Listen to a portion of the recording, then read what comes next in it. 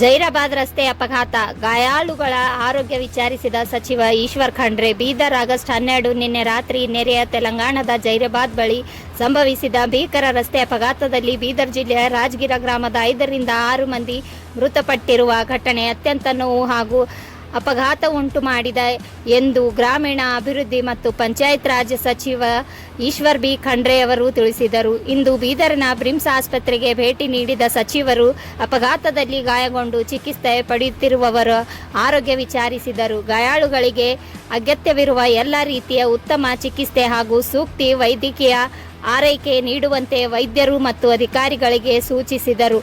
ಅಪಘಾತದಲ್ಲಿ ಮೃತಪಟ್ಟ ಪ್ರತಿಯೊಂದು ಕುಟುಂಬಕ್ಕೂ ಕರ್ನಾಟಕ ಸರ್ಕಾರ ವತಿಯಿಂದ 5 ಲಕ್ಷ ಪರಿಹಾರ ನೀಡಲಾಗುವುದು ಎಂದು ಸಚಿವರು ತಿಳಿಸಿದರು. ಬಹಳ ನೋವಾಗಿದೆ. ದುರ್ಘಟನೆಗಳು ಆಗಲೇಬಾರದು.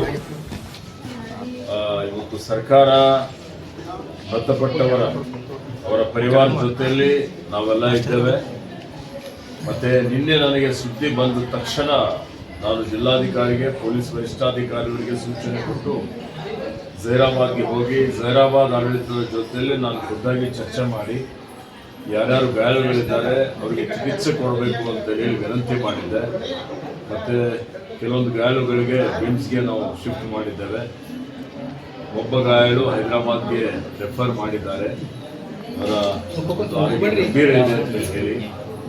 ಹೀಗಾಗಿ ನನ್ನ ವತಿಯಿಂದ ಈ ಪರಿವಾರದವರಿಗೆ